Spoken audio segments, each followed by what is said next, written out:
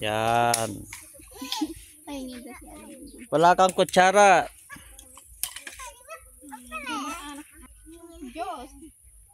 Mainit yan. So,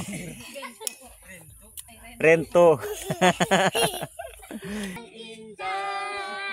At sumayaw sa'yo, ipahayag mo kapatid.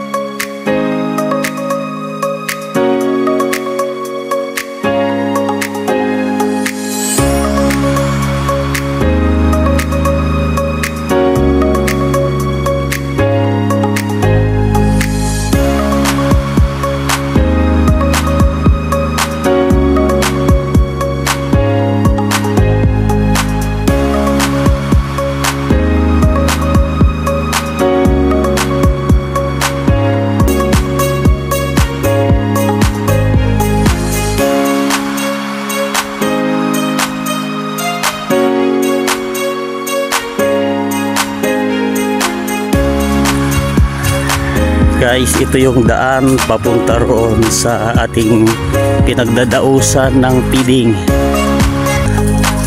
So ito na po yung lugar, mga bahay nila. Yan.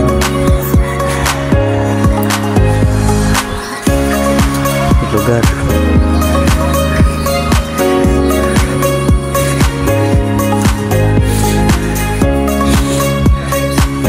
Ito pong parte ng lugar na ito ay tinatawag na ancestral domain.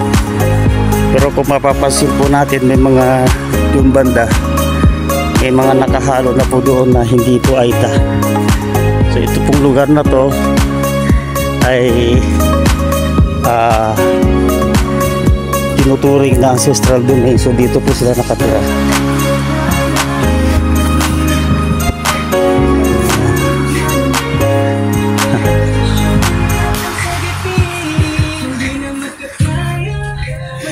Ito po yung aming lugar na pinagdadausan papunta rito sa baba. Pinagdadausan natin ng feeding, Bible study.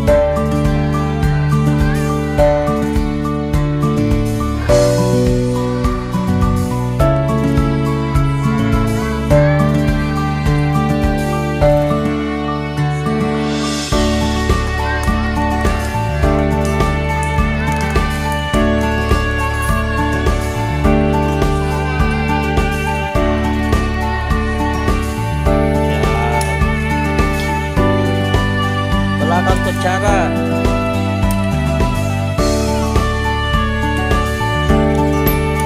Sa kamay nyo, dapat may kutsara kayo.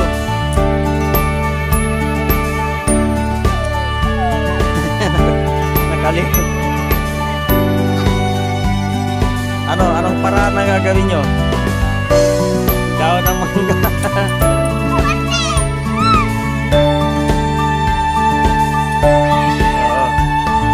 Kutsara. Kain mo na.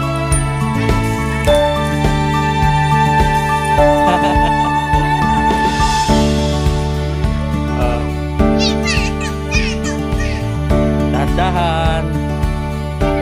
Mainit yan. Galing naman. Oh, sarap ah. Sarap. Sarap. Ha? Di, wag mo na akong alalahanin. Yung mga bata, walang kutsara.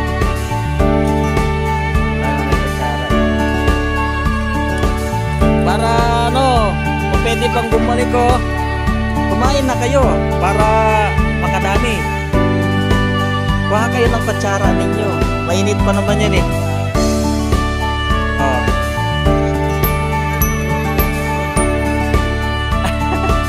Para-paraan eh no.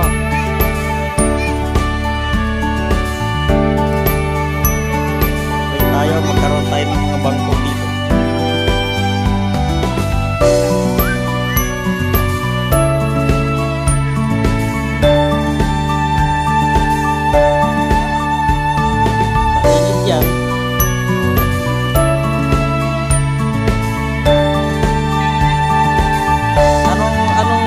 Sana grade 11 ka na, isa na lang, tiyagain muna, tapos magka-college ka, kasi kapag ka doon ka nag-aral, possible na paaralin ka ng college, basta ang patakaran lang doon, aral mabuti, ganun lang yon. Anong grade mo na? Grade 3. Alam mo yung mga kanta? Aral ka mabuti ha. Grade 3. Di, wag mo na akong anuhin. Wag mo na akong alalahanin. Mga bata na lang.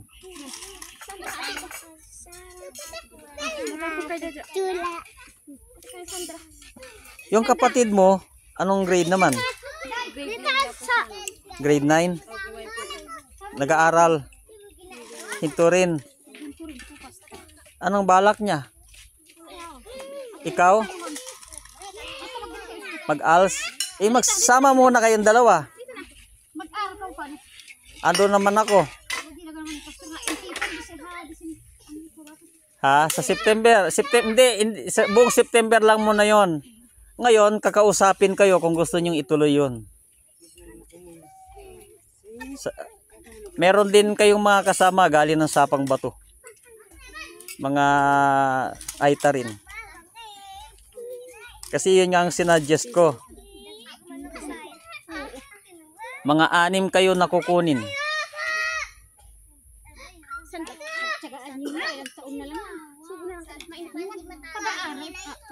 Sa susunod na linggo na yun.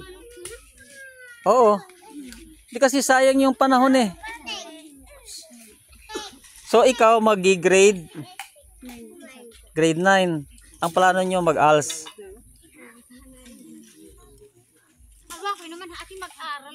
Hindi, kaya nga para ano, dalawa kayo.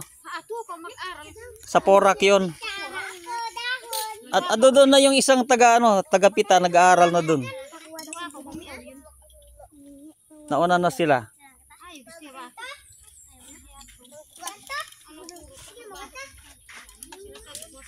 Kanino to anak? Pagkalinggo dito tayo ha. Palagi ha. Baka sila tuloy-tuloy kayo niyan. Kayo yung pag-asa ng mga magulang ninyo eh. Ano ba gusto mo maging? Ano pangarap mo? Maging? Aba, napakaganda ng ano mo. Ito doktor din eh, yung anak kong bunso. Libre naman yan eh. O saan ko yung kukunin na pampaaral sa kanya? Ang mahal-mahal ng medicine. O magbibigay ang Lord ng paraan. Kung yun talagang gusto mo, mangyayari sa iyan. Pero dahil mahaba-haba yung doktor, huwag ka dapat hihinto. Kaya nga pag nag-aral, alam mo, nagsisimula lahat yan sa pangarap. Kasi kung wala kang pangarap, wala kang pupuntahan. Wala kang dahilan bakit ka mag-aaral. 'Di ba? Kaya ka mag-aaral dahil sa pangarap mo. Kaya ka magsisikap dahil sa pangarap mo na 'yan, 'di ba? Ikaw anong gusto mo? O, kita mo. Hindi, seryosohin nyo dahil wag ninyo gawaan plan kasawa. seryosohin nyo yung pangarap ninyo kasi yun ang magiging basihan kaya kayo magsusumikap. At ganon din yung magulang ninyo kaya sila susuporta sa inyo dahil sa inyong mga pangarap. Hindi naman mawawala yung pangangailangan ng tao, palagi naman yan. Meron naman pong magtutustusan nila, bakit po hindi po namin Oh, kaya ni Pastor? ayun na nga yung sinasabi ko sa inyo eh. Nakatapos yung mga anak ko, may tumustos din naman eh. Di ba? So, Saan po yung Pastor kung talagang sila sa porsigido po? ganito, sa linggo, isasama ko kayo. Magkano? Sa linggo ng hapon, no? Magpatanda ka po ng amo. Isang buwan lang yun. Kapag hindi nyo kinaya, exit kayo. Pag kinaya nyo, mas maganda, tuloy-tuloy na kayo nun. Ha? Parang titingnan nyo lang sa sarili nyo kung kakayanin nyo. Kaya isang buwan lang muna. Ganon ang gawin natin. Porak lang yun. O yung mga Pastor na. Marami pa, balik.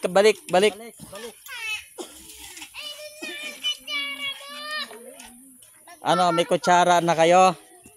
Hindi daon. Dahon. Si Unay. Si Reban. Pugpug. Anong palaya mo, Daisy? Sino to? Rento po. Ha? Rento po. Renzo. Rento. Anong palaya mo, Daisy? Pukpok. Yung panganay, Pagpag. Yung isa, Pugpug. Isa, lalay. Ikaw, Pakpak. Layla po. Ha? Layla. Laila. Sino Laila? Ako po. Ikaw, Laila. Yung tunay mo pangalan, Ito, Daniela. Ano po? ano? Hindi, yung tunay mo pangalan. Hindi, yung pag nagsusulat ka, ano nilalagay mo?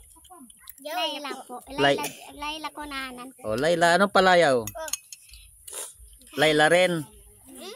Lalay. Butas? Malayo po niyan, Pastor. Ha? Lalay. Lalay. Ikaw, ano pangalan mo? Anong palayaw mo? Waway po. Waway. Kaway ka nga, Waway. Kaway pa rin. Hello, kaway ka. Tapos ikaw, anong palayaw mo? Pangalan? Biday. Ha? Biday po. Biday? Biday. Ikaw. Ikaw, anong pangalan mo? Ha? Dilan po. Ha? Dilan. Ako po si Dilan. Taas ka ng kamay ng mga nag-aaral. Nag-aaral na pala kayong lahat eh. Very good. Mag-aral mabuti ha. Ikaw, anong pangalan mo? Kulot po. Kulot? Yung tunay mong pangalan, ano? Ha? Anong grade? Grade 2. Grade 4? Grade 4 ka na. Ikaw, anong grade mo na? Grade 5. Anong pangalan? Ha? Nang? Nag-aaral ka na talaga? Anong grade na yan? Nag-aaral pa lang po. Mag-aaral. Anong pangalan? James. James. Wow. Wala yata ako natandaan ah. Tumatanda na talaga si Pastor, no? O ikaw, anong pangalan mo? Ella. Anong grade? Ganito. Sa susunod na linggo, mag-attendance tayo, no? Ha? Mag-attendance tayo. Para... Baka nakakandaan lang ni Pastor Kiunay. Oo. Sige, magpapaalam na kami, ha? Punta na kami sa kabilang church. Di, dyan lang yan para may lalagyanan ng ano, nito. Hindi po yung ano po ni Pastora, yung... O, kunin mo nga, anak.